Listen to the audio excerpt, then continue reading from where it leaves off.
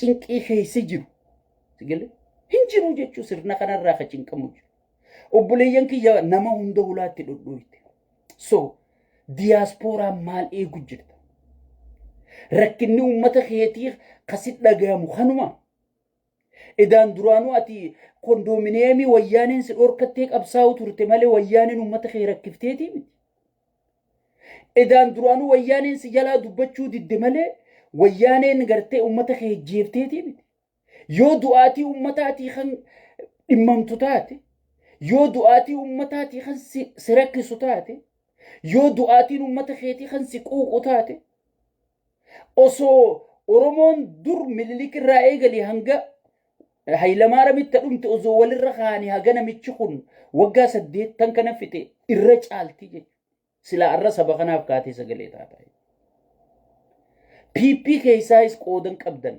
ana qaba mormu jiruutu isin caalaa qooda qaba dhugaan isiniin PP birallee kabajaan qabdan sabboontonni jiruchi keessa kagaraan isaanii saba isaaniiti ciisa dadhabe jiruchi keessa wallahi milkooytan bakka hunda sabboononni haa jiraatu tokko waajjira isin iyyannootti galfattanii eegu jirta mana keessan hunda diisisaa jirra safaata seete miitirri manama diiyaaspooraa qaceelaa meelaala diiyaaspooraa meeqa asii gartee mataatti hidhanii zeetarra guuru jira nama maraatee maraatee asii irra guuru jira sabboontonni guutuun miitira manama diiyaaspooraa qaceelchuu jiranii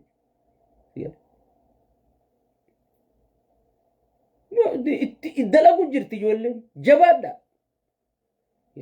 jabaadha keessaa fi alaa waltaanee wanni dalaynu tana waboon gaaraa qabsaa'u jira lafeesaa cabsee lubbuu takkitti jijjiirraa hin qabne nuu kenne so dadhabinni fi laafinni imma karaayyotaatiin dhufe dhugaan isinii maani waa takka na nyaachiftan noo baaftan dhugaan dubbadha maal godhu jirtanii isin ummata organize godhu jirtanii waajjira kamii waa barreessaa jirtan warra liqii kana qaallicha kanaa kennu IMF guyyaa dheeraa isin warra barate isin hojii tattaa oola hogganoonni IMF qaallicha kanaa maallaqa kenninaa jettanii xalaayaa takkitti taayyeen barreessisan malee eenyu barreessa baankii addunyaatti eenyu barreessu jira namichi kun lafarraa nama fixee nama xaragee eenyu barreessu jira qaallichi maallaqa isin misooma jettanitti kennitan durooyiniin bitaa akkuma isin irraa fuudhatti akkaawuntii Iraan naqee durooyin galfataa jettanii gartee faranjootaaf faranjoonni inni beeka moor gartee raga barbaadaa jechuudha moor raga barbaadaa jechuudha so ga'een teenya maali kanaamin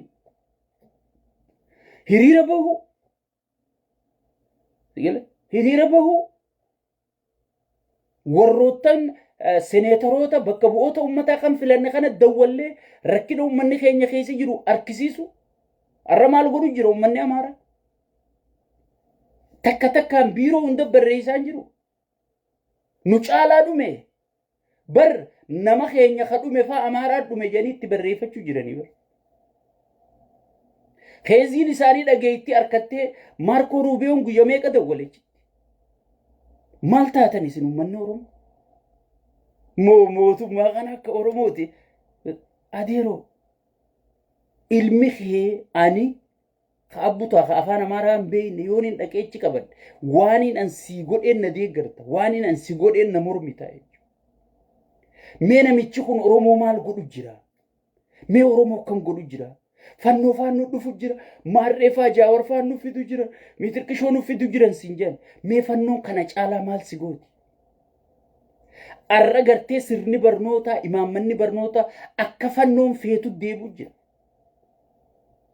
aadaan Oromoo seenaan Oromoo akka fannoon feetutti arrabsamee xiqqaachaa jira ummanni Oromoo akka fannoon barbaaddu dhumaa xaragamaa jira daangaan Oromiyaa Oromoon xiqqeessina jedhan akka fannoon feetutti daangaan Oromiyaa saamamaa Soomaleen saamamaa fannoon saamamaa kaabaa kibbaan Oromoon akka gartee daabboo eelirra kaanitti itti akambala gubbaa kaanitti iddoo tana Oromoo waadamaa jirti Mee fannoon maal dhabde?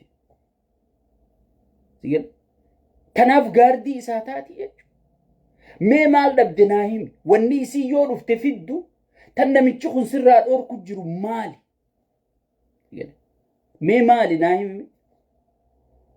Ka afaan Oromoo dubbataa si jeesuu fi ka afaan Oromoo dubbataa si gudeetuu fi ka afaan Oromoo dubbataa si buqqisuu fi ka afaan Amaaraa dubbataa afaanumaa wal addaa jechuudha.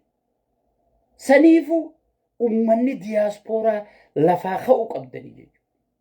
Hayyoonni diyaaspooraa ka addunyaa dubbachuu dandeessan lafaa ka'uu qabdanii jechuudha. Arra yoo ummata sagalee dhabe kanaaf sagaleen taane wanni hayyu jennee si abdannuuf hin jirtu jechuudha. Wanni goota keenya jennee si faarfannuuf hin jirtu jechuudha. Arra ummanni Jimmaatiif ummanni Harargee ummanni Arsii buqqaa jira jechuudha. Kakka naannoo lamaan kanaa ta'u jiru hin jiru jechuudha. Qaallichi gartee imaammata Oromoo dhabamsiisuu, imaammata Oromoo xaraguu qopheeffatee takka takkaan maaliif kana insaa keessa beekaa jechuudha. Diina Itoophiyaaf diinni eenyu je'eeti durattuu gartee mataa irraa ciruu ture jechuudha hayyoota Oromoo. Sigale isaa fi Lammaa Magarsaa fa'a warra gartee Oromoo tana xaraysiisuu ture. Warra xaraysiisuu ture jechuudha. Amma tokko goota godhanii tokko maarree wanni kanaan jiru bineensi bineensuma tokkollee waa namaan na'u sigale.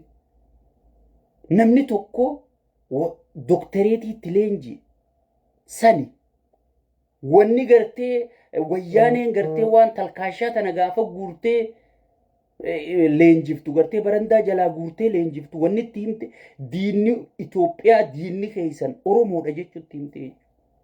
Oromoon tana dhugaafitti himuun dirqamaa jechuudha. Dhugaafitti himuun dirqamaa jechuudha. Dhugaafitti himuun dirqamaa jechuudha. Saniifuu diyaaspooraan kaatanii hiriira bahuudhaan ka waa barreessuu dandeessan waa barreessuudhaan sagalee uummata keessan ka biyyaatii ta'uu dirqamaa jechuudha. Itti aansuudhaan faarsee bulaan pirezidaantii namicha Ijiptiitu namicha Hindiitu dhufee paarlama irratti haasa'e huuy jedha. Ay wallaala kana yaabbulee. Namichi sun dhufeeti guyya lamaaf daawwannaa dhufe. Sa'aatii 17 qofa kutee jechuudha. Guyya lamaa dhufeeti sa'aatii 17 qofachi Itoophiyaa keessa taa'ee xayyaara isatti ijjatee kutee jechuudha. Ka Faransaay guyya lamaa dhufeeti halkanillee asin bulu jee Jabuutii bule yoo yaadattan ta'e Maarkoo Ruubiyoon. Kunis dhufeeti sa'aatii 17 qofa taa'ee kutee. Sa'aatii 48 irraa 17 hir'ise. Sa'a meeqa muree kute? Maaliif jiira gaafa? Mee kanarraa maal baran? Qushaasharraa maal baran? Biitti ati wajjaasoitu hin jirtu. Namni sila akka Itoophiyaa ta'eeti ministeerota yaamee maal yaamee amma mee Tiraampi kana laala hoggii biyya alaatii hogganoonni dhufee wali simateeti nyaachisee hogganoota biyyaatii wajji taa'ee dhufee mari'atee waan irra walii mari'atan walii mallatteessanii waan akkana wal mari'annee jedhanii gabbaanii uummata isaaniiti tarataraan ibsa kennanii jechuudha. Kunifiif dhaqee riippoortii fuudha. Sigale? Beera gurguddaa kana caaltuu asiin kaa'ee Adaanech asiin kaa'ee beera gurguddaa kana ifiin tarrise arba gurguddaa kana if cinaa naqee dhaqee riippoortii fuudhe. Laaqana wajji nyaatan keetii paarkii ijaare tanarraan ce'aa jechuudha. Mariin hin jirtu. Footoo wajji ka'u. Way kunoo arra pirezidaantii kanaa dhufe. Way maar pirezidaantii Maleeshiyaa Ibraahim isaa wajji sa'a guyya lamachi bulee Keeniyaa dhaqee biliyeena meeqaan investi godhee jechuudha. Osoon guyya lamachi bulee inni footuma wajji kaa'u. Kaayyoon isaa footoo ka'u. Kunooniin jira jee. Afaan akka baarree kana hanga surriftuun keessaa badde kafaggaattu kana asib bane. Huggichi dhaqee. Dhiirti huggii kofaltu bakkatti kofaltu qabdi bakkatti hoostar jettu qabdi. Addaanuun beeku siya. Dhaqee biliyeena meeqachitti investi godhee. namichi hindii kun ganaadha eeguutaa sayoomi waa mari'annee Itoophiyaa wajji waan akkanarra walii galle jennee walii mallatteessine miidiyaaf ibsa kennine ummanni biyyattii yoom dhagahee eegee maraataan kiniin isaan fudhanne karaa fedhiin fudhachuu ce'aa biraa kute jedhe maaluma wajji naasoo jenne namichi xayyaara isaa kaafate hindi deebi'e jechuudha. Faarsee bulaan garuu way paarlama irratti haase way maarreen paarlama irratti haase wuy mee maal fidee dhufe biyya hindii ni beeytan biyya dooktara leenjisuudhaan beekumsaan dandeettiidhaan barumsaan addunyaa irratti tokkoffaati. Mee seektara barnootaa kamii seektara kamiin sii gargaara jee waadaa seenee walii mallatteesse mee naan dhufe footoo wajji ka'e paarlama irratti haase maal faayidaan ishmi fiyaa faayida mee naan